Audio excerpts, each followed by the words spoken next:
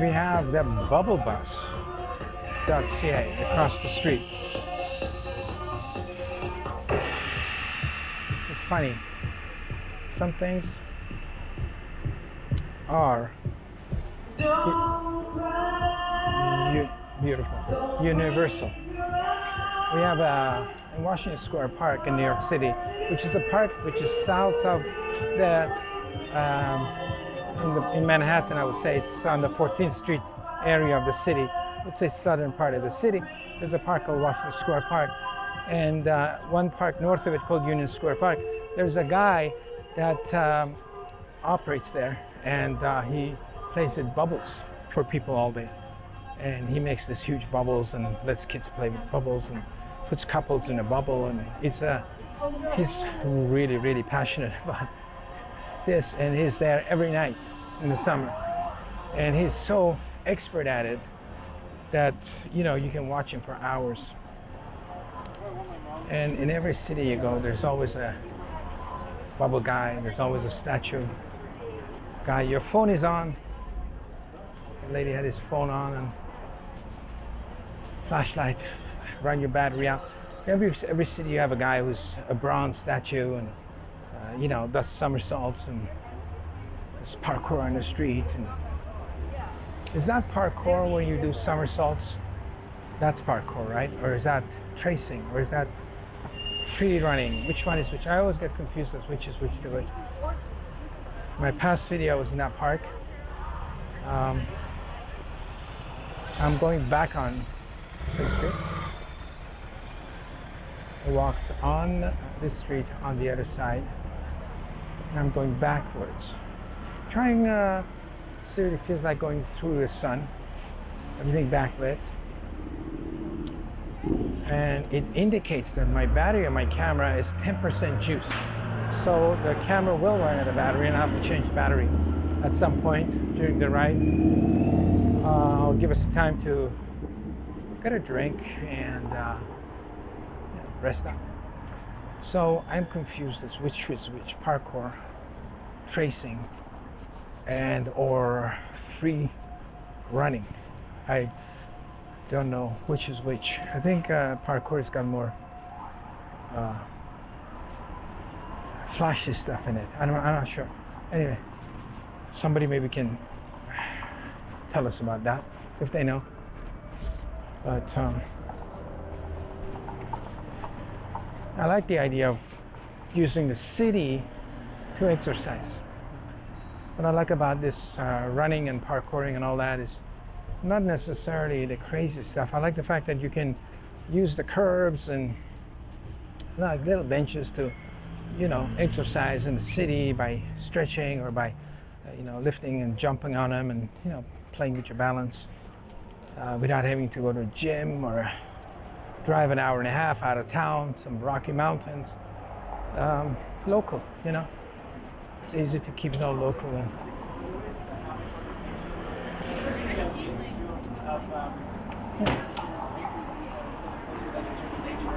this guy's got a mobile bike repair.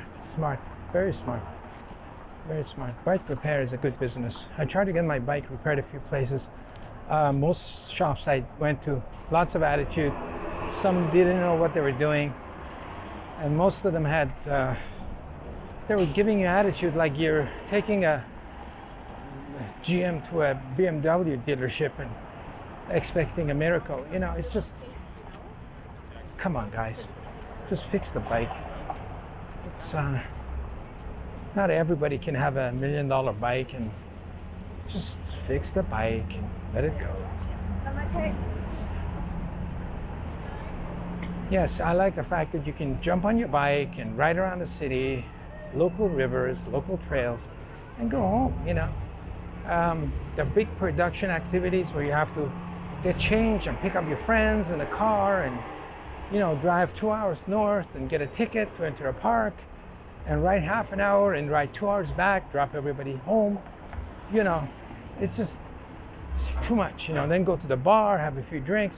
It just defeats the whole. It's a good entertainment, but it just defeats the idea of if you have a couple of hours and you just want to exercise and you just want to get fit, it just doesn't work that way. You just waste so much time driving and gas, and that after a while you stop doing it because of the hassle. So if you can ride in your local park, local street, jump on a couple of benches and survive, yeah, it's good. And that's one of the things impressive about those parkour exercises, that you can go to a local park and jump around. You don't need a gym. And all right, so I was recording and my battery did die, so I had to stop and re-pop the battery. So but we're gonna start the video here again. Okay, this is March 2021. We're in Toronto, Canada, North America, on the planet Earth, and we just walked on the other side of the street back a few blocks that way, and I decided to come back into the sun, check out this side of the street. Maybe the light's better. Oh, these houses are kind of interesting. There's a condo going back in the back, and look at them. They're typical. Let's see if we can get a shot of that crane. They're typical Toronto houses.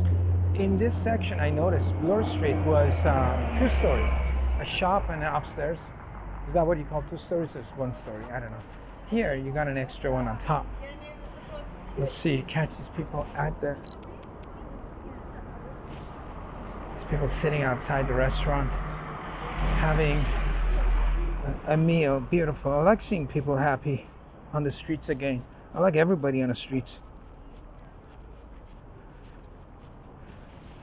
Let's fire a couple of shots. See if we can get anything street shot wise. On the way back here, I didn't take too many pictures. Sometimes I feel like doing pictures, sometimes not. I don't have to, but sometimes I'm inspired and other times not so. Depends. I don't know what it depends on. I guess it depends mostly on light. I like this kind of, I like what I call dirty light in photos. The light's not typical, I mean, looking this way, it's very, very well lit, very well lit. Let's try this shot here. It's very well lit, colors are good, sky's blue. It's very postcard. It's good, nothing wrong with it. But I like dirtier light, a little bit shadows, Did I just stop the video and start it again? I did. Let me do I just noticed something. When I use the app to turn on the camera, I have not a lot of flexibility in what turns on and off, and I gotta watch what I touch on the camera and the app. It's very finicky on the phone. One of my big pet peeves of iPhone that just stand here for a second, it's a good shot. One of the things that I don't understand about iPhone is that it's very difficult to operate it, because there's no nothing. When you feel it, you don't know which side is up, you don't know which side is down, and you don't know where the apps are by just touching it. But back in the old days, you had anything by feel, you could tell up, down, left, right. This you can't. Barely you can tell which side is the display side. And then when you touch any section, anything on the screen, you can change all sorts of stuff. And that's how people send random private pictures to public sites, because you touch the wrong thing in your pocket, you turn on the camera, you turn off the camera. It's very weirdly designed, perhaps on purpose like that. I doubt if anybody didn't think about that. So I don't like it. The whole idea of not texting and driving is because the phone is not designed well. if it was designed so you didn't have to look at it while you're working on it, there'd be no problem. I mean, when you can touch your car's radio and mess around with that because you don't have to look at it every 5 minutes to see where the buttons are. Okay, why not? Maybe a shot this way while we just documenting the street for changes. I'm going to do a check with the camera. I'm going to start just checking, making sure the iPhone settings didn't get onto some weird setup where everything's changing randomly on me.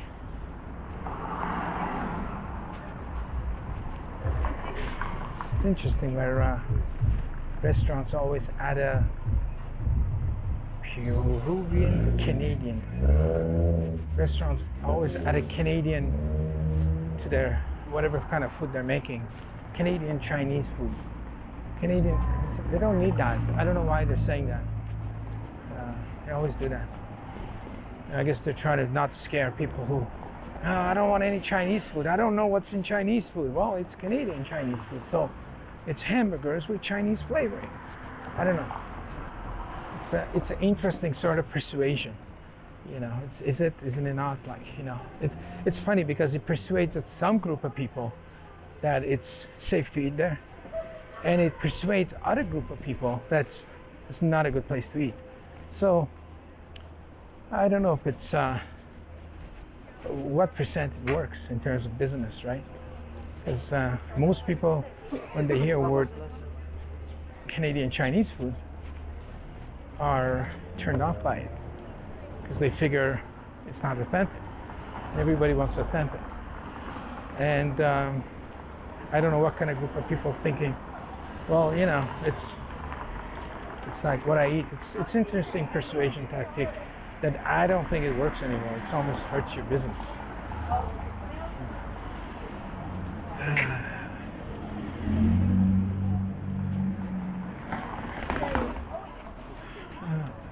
I think when you go down to basic, all human food, all cultures have basically the same idea of food. It's just a little bit of different flavors, and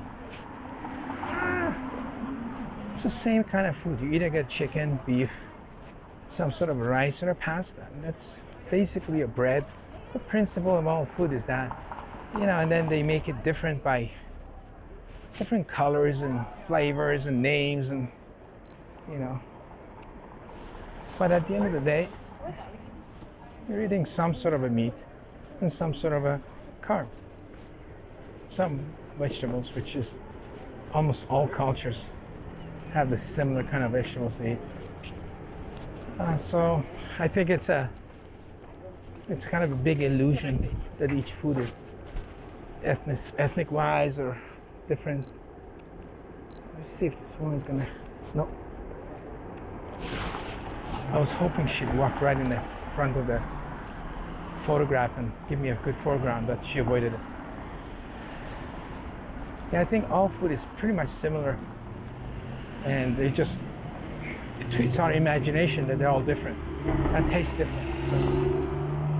They do taste different, but they're very similar. You can get used to from one to the other. It's not a big deal, Whew. It is getting hot. Saigon. Yeah. That's an interesting shot. Let me fire a shot into that restaurant. I like the logo. Saigon flower and a biker. Very, very Queen Street.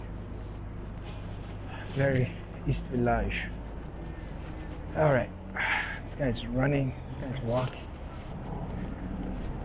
Oh, that's Drake Hotel. I can't believe I passed by that and I didn't see it. Famous hotel. There was another hotel down here. It was called what? Gladstone? Was the Gladstone around here? I'm not sure.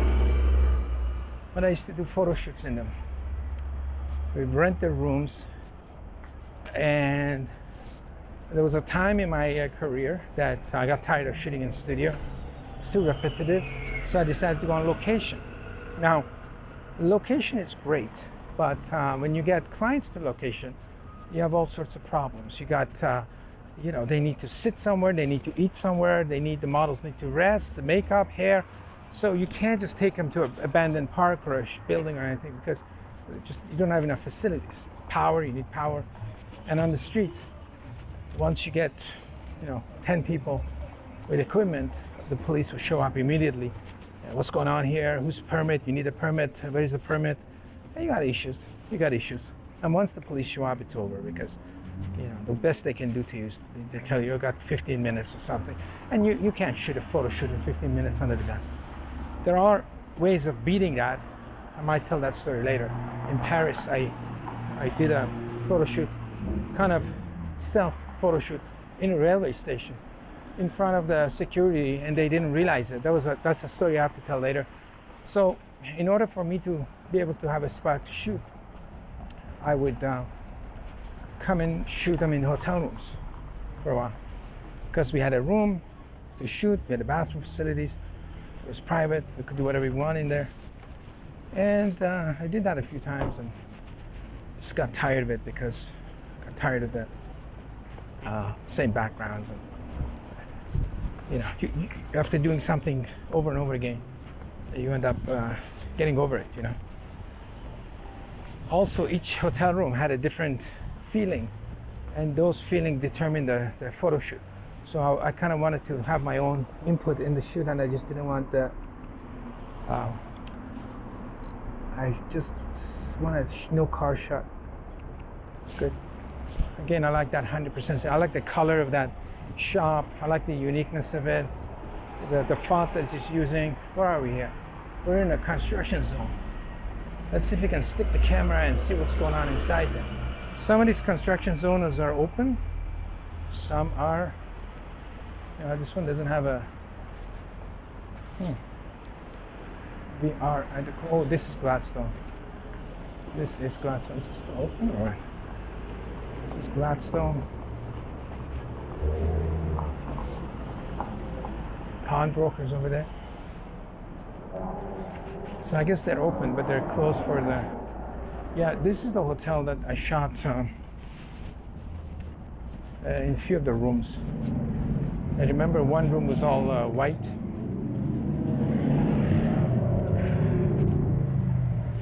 And what was another room? They had kind of cheesy hotel colors. And we did a few shoots. And I even used the hallways. Just got tired of the room and started shooting in the hallway. It was good. This is, I would say, 2006. Harley Davidson's going by. This is where this thing is going to go up. So let me do a documentary turnaround. Beautiful. With a wonderful sound of a Harley going across. Doesn't it sound amazing? The only time is a problem is at 6 o'clock in the morning when you're still sleeping. They're outside your door. Maybe you like that sound, maybe not. It's nasty if you're trying to sleep in, but if it's your boyfriend and it's there early for you to go cross country road trip, hey, that might be exciting. Everything has its positives and negatives, I guess. Depends who you are. We're in an underpass, railroad tracks on top. I guess this is Dufferin. It should be Dufferin. Yeah, this is Dufferin. Dufferin. Some of these underpasses around here are very new, newish, 10 years. Yeah, I think that's over there. That's a 10-year-old pass there. Before, I remember this section was closed when I used to come down here in the 90s for processing my film, which I used to do down that way, down to my left.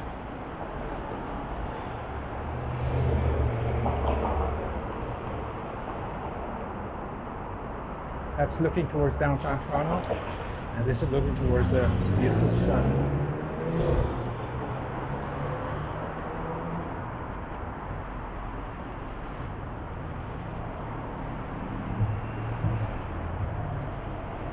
It's a very photogenic person in front of me.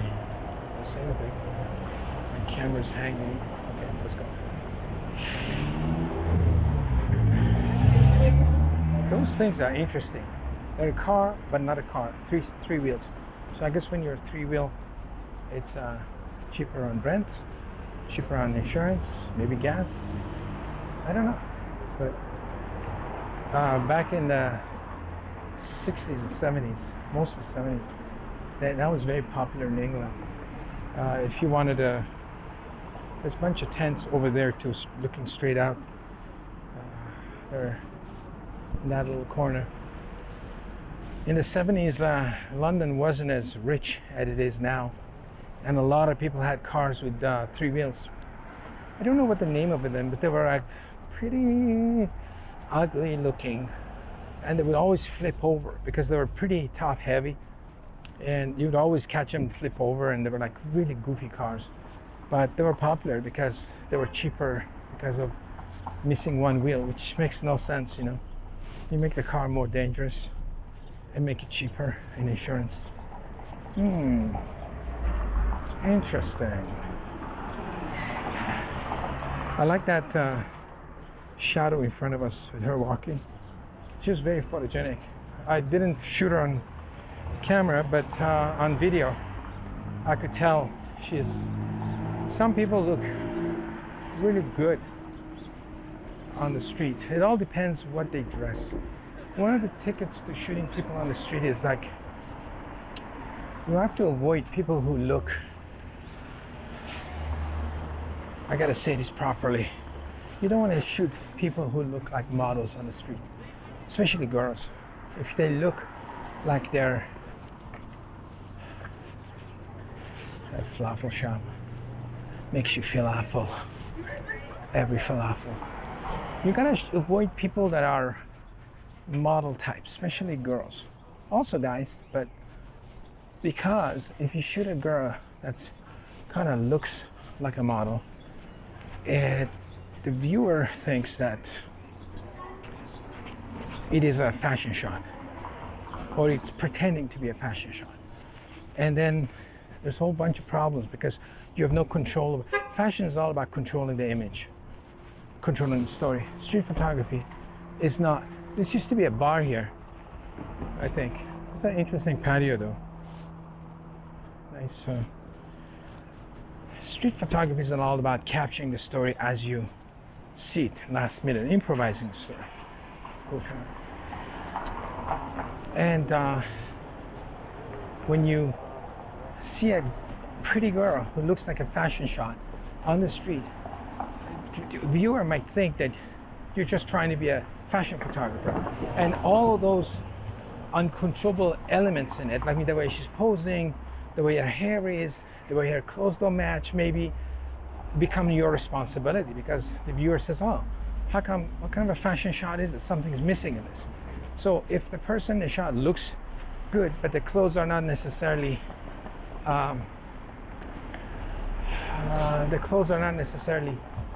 latest fashion, trendy, then you want to pick a shot that people don't see it as a, oh look, he took this picture because she's a hot girl, or took this because he's a good-looking guy, because that good-lookingness makes you feel like it's $3 you can have. The story is not your story.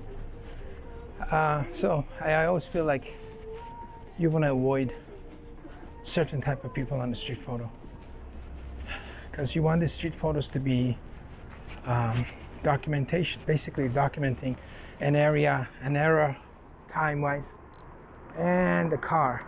Beautiful. I don't like this car though. It's like a green, weird. I want a car that's more classic of this era. Maybe this one. What was that? A BMW? Okay, I like it. I like it. Maybe this one. Look, it's amazing when you have a good shot and you stand there being picky about what car to shoot. I don't know. Oh, maybe a shot this way. Very. I like that guy walking across the street with his dog. Gives it a sense of. If you notice, I try to avoid a lot of cars in my shot. And I find that sometimes they're distracting and they're all over the place randomly.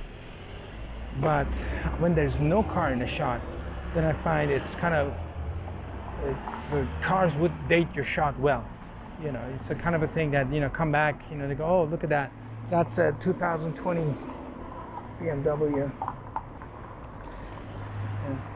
And that kind of puts it into perspective, you know. People are taking millions and millions of pictures hourly, you know, and it's very interesting to see what will happen in the next few hundred years, how much picture information we'll have from this era, and do they last? Do they mean anything? Can they be used to develop other technologies to perhaps, you know, you can choose to live in, you know, imagine 100 years you can choose to live in 2020. I don't know if anybody would, but some people might say, hey, let's go 2020, let's see what happens, let's live it. And with all the pictures we have, we might be able to do that. I don't know. Is this possible? Time travel with the photos? Is that finally possible? Or I don't know. I don't know. It's a possibility though. You never know. I mean, 100 years ago when they came up with the idea of film and camera, more than that, 120, 30 years ago, maybe more, 200. When was the first camera invented? No idea. Of course, the first camera wasn't like a real camera because it was the size of a house probably. Like real computers, first computer was, you know, it was like really huge. And I took a few shots here. Let's see if any of them. Like I said in one of the past videos, this is so slow. The card in this camera is so slow. When I take a picture, literally, it takes maybe 20 seconds for the picture to show up in the viewfinder. And way too dark because we're shooting directly into the sun. Got enough for the bagel too?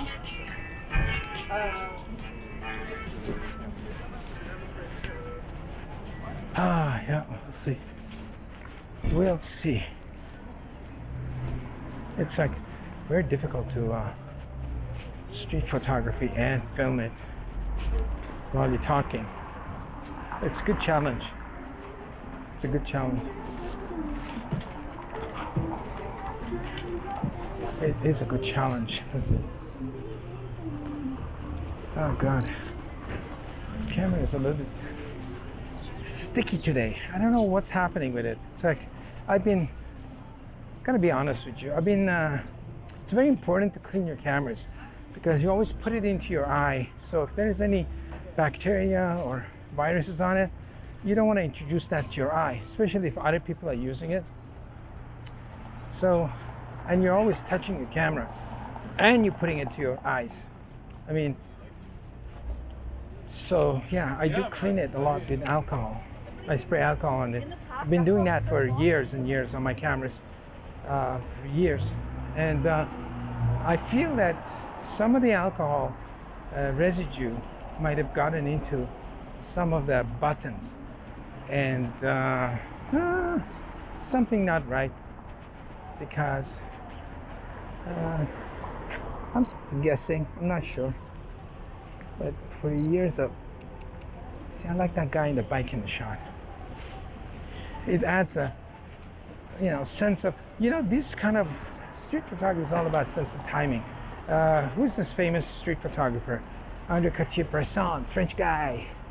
He said the decisive moment, the moment that the action happens, you know, so it's all into this moment that the whole story comes together in one a second. So you really need that for street photography. But when you are shooting this type of pictures that I do, just documenting a side of a street and a bunch of old buildings, there is no timing in it. It's just the building's not moving. So you try to get with the bicycles and cars and people's legs. So you try to create some sort of a right timing for the shot, like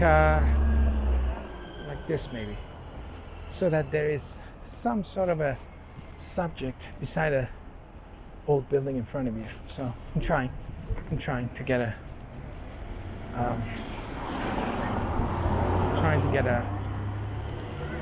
some sort of a compositional timing element in the shot. This guy standing here is amazing.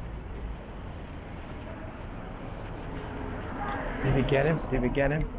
Let me see, because I didn't want to point out my camera at him, because you know the moment I do, he's gonna hide, and I'm still looking to see if it's. Look how long it takes for an image to show up. He's backlit. Maybe, possibly. Okay, somebody's screaming across the street.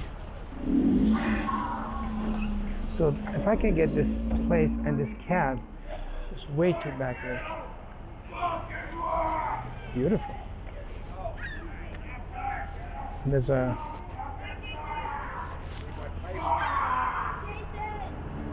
couple yelling at each other. He's gonna ruin his voice yelling like that. Okay. And this is what I miss. We had all sorts of people yelling and screaming in New York. It was kind of a normal thing. There was a guy in the park, Washington Square Park, who'd just come out and randomly scream at people. And then it would give him a flyer. So, I mean, he was there every day. Now, I don't know if it was crazy or he knew if you screamed at people, they would kind of freak out and get his flyer. They're supposed to say no. I think he was this kind of special kind of persuasion. So one day he came to me. As soon as it came to me, I started yelling at him, same way he yells. And he looked at me, smiled, and I knew that he's just playing the crazy man in the park. But he wasn't really crazy. There's a big difference between when you see people, especially in New York, that they're acting crazy or they're really crazy. It's easy to tell. And then I realized, no, he's not. He's not crazy. He knows how to persuade people to get his flyer. Oh my God, this is good. Lots of vitamin D today. I might not need my. And my Fitbit started vibrating, saying I have walked. Why is it vibrating? Does it mean? I might say I've walked enough exercise or something, but it's vibrating. I use a Fitbit for just keeping a general stat on my walking activities and sleeping and just general what's going on. Although the sleep section on it is kind of dodgy, because it always says I have slept about 2 hours a night, which I know I have slept more than that, because I'm the one sleeping. I think it's the way I put my arm. My God, it's so.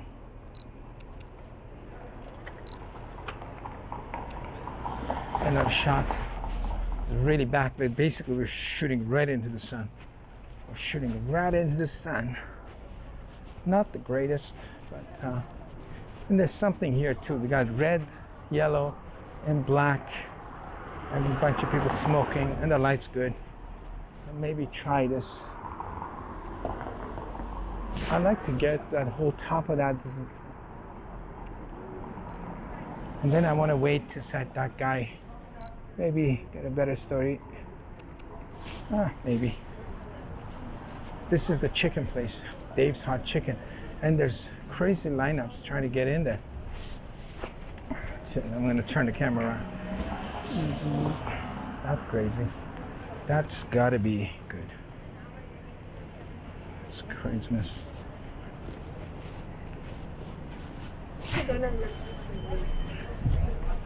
Wow. Yeah, but like actually like just like getting in.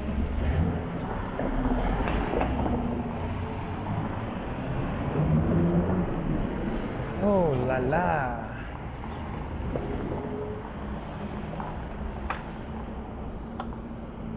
We're still on Queen Street. Yep. Let's see what avenue it is. Beaty Avenue.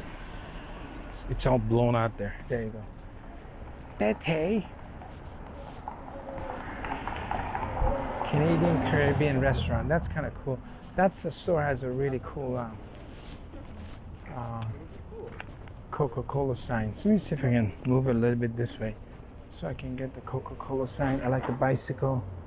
And I'm gonna have those guys that walk right. Uh-oh, the car's in. I don't want the car in the shot. Well, okay. This is it. You wait, you lose. That's a street photography situation. Like you see something, and if you don't take it right away, people are moving in every direction. You have to have a jet pilot radar system going on. You know, this guy's moving to the left. If he comes here, his legs have to be right. The car's coming in. I have to make sure no other car comes this way.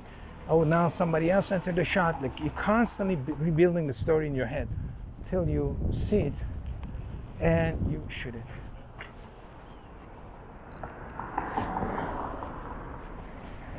Okay, let's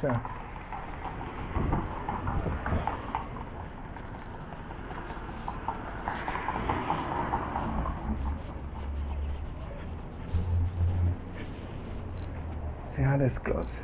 One car, give me a car. Give me a lonely car. Oh, look, this so a lot of the stores here are close to, not as many as the areas where we're traveling before, but there are some that are. This guy is closed until lockdown. So everybody's got an Instagram. For updates, follow him on Instagram.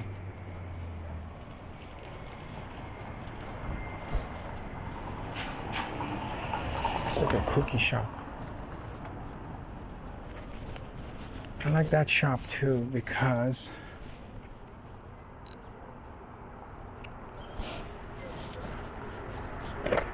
it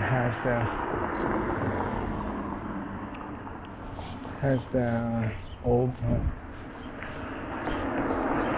passions for the past. Yeah, there's a lot of used to be a lot more I guess antique stores here. That's the guy with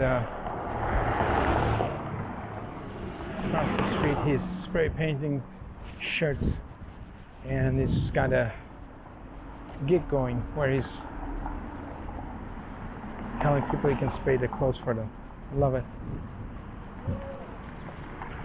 I really like people who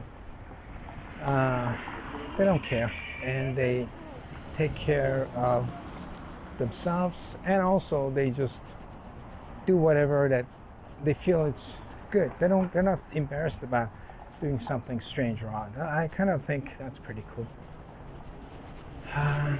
Like this guy, you know, he's got a little setup on the street, and he is. You know what? Maybe firing the shot this way will be very dangerous, but we're gonna run across the street just in time. We'll see how that shot turned out like. It would have been cool to shoot it this way too, but middle of the street shots on a 35mm lens on low level, it's not very, it's a lot of sky and road. It's good if you're a bit higher, but So we're approaching, what's this? We're approaching Roncesvalles. And that's where we're going to end the walk on the video anyway. I still have to walk some more, but that's where we say goodbye for now. And we'll catch you on the next one. I want to go right in the corner and get the intersection for this video, just to have that.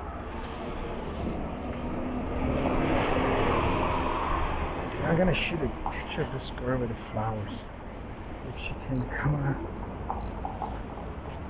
Come on, come on, come on, come on, come on, come on.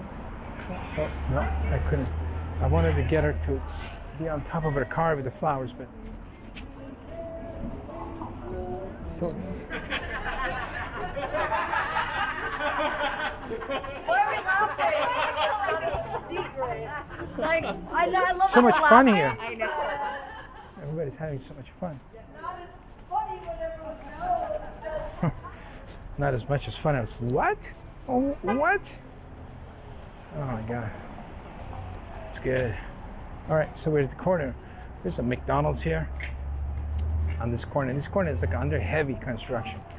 What are they building? They're probably building an underground shelter for COVID relief or something. Just making that up. It's like heavy construction. But this is this section. This is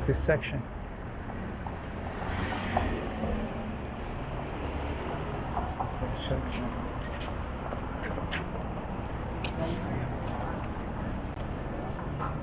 I was another photographer with a camera. Okay, so we are here in this section. King West.